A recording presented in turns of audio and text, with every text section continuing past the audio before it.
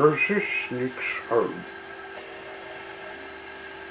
Rosie was in the Greendale Railway, helping with the coach sorting. It was the holiday season as usual.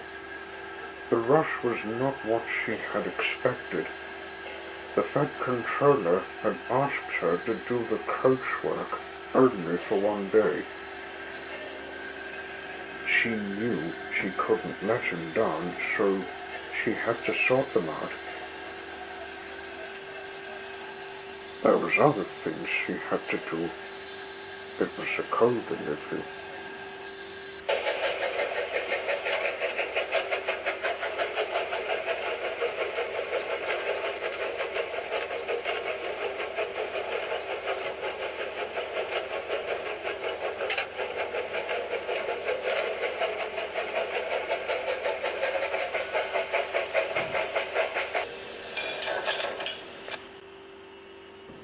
One day, Rosie was finished with sorting the coaches.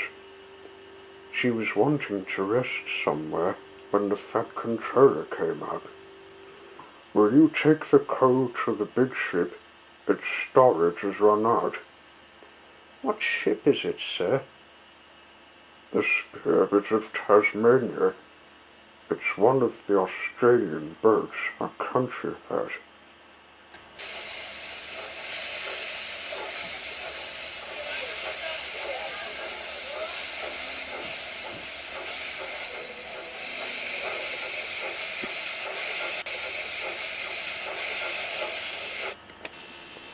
So Rosie took the coal to Devonport.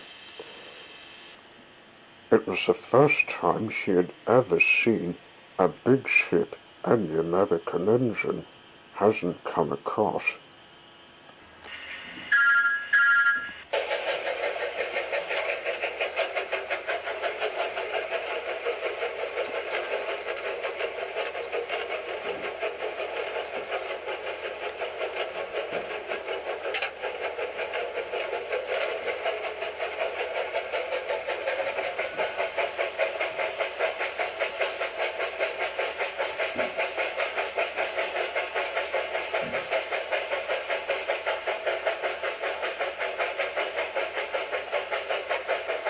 She put the coal on the port, but before she left, she saw someone shouting, "Hey, is that the engine that left America?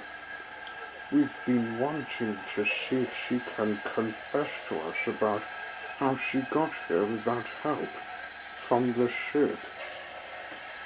Rosie knew what they wanted to know, but before she tried to ignore them, they took her on the ship.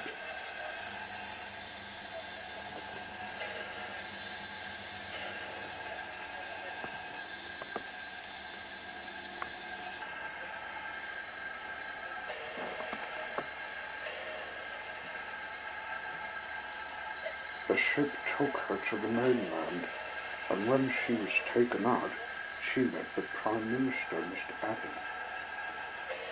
"So Rosie, I've been getting many talks about why engines came to Tasman so, and I think you might know if you tell me."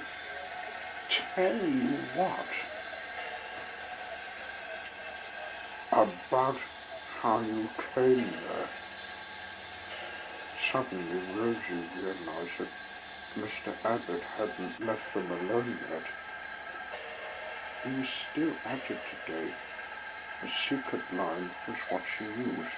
That was a secret. So she decided to tell him a lie. "The American Railways have arranged a boat trip for me to come live here, sir. I can only tell you that.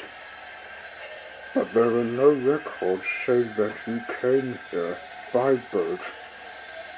I shall report this to the police. We'll put you in the museum till we're ready to give you further questioning."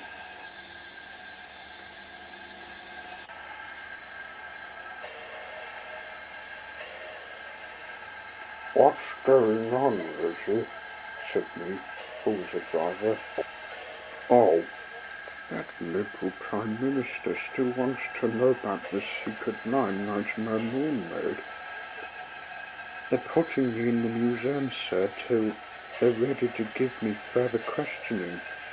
It's a bit painful for me to confess to them.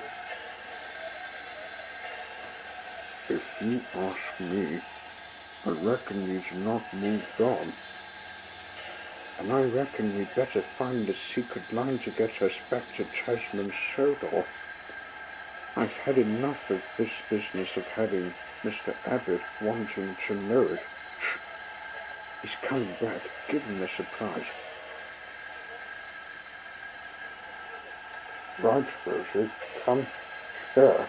Mr. Abbott, what do you think you're doing, taking Rosie to the mainland when I'm with her?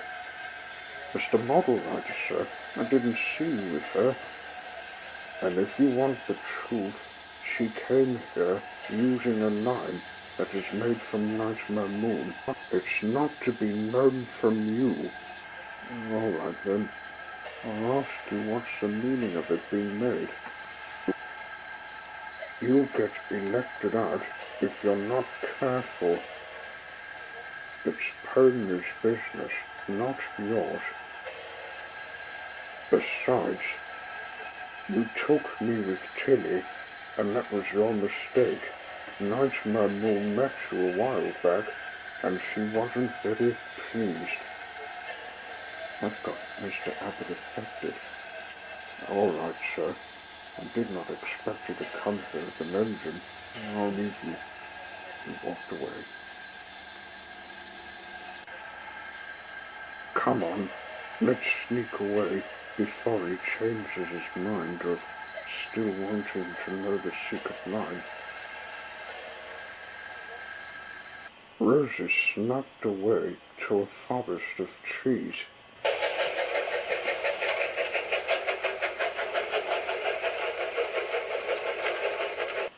She found the line and went all the way home.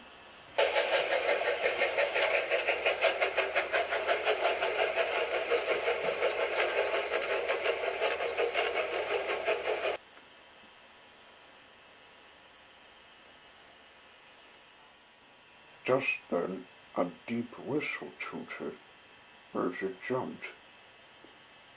"Wake up, Rosie," said the captain. "We can't have you sleeping here." "Sorry," said Rosie. "I must have dropped off." As she backed out of the docks, she was thinking why she hadn't left. And the reason she had been fidgeting was she was standing where she delivered the coal, and there was no sign of Mr. Abbott. It had all been a terrible dream. My dream was when I was taken to the mainland for questioning. I might find it funny, but the rumor of my whereabouts are forgotten, though I still remember my trip here. Like I said to Thomas, a past is in the past.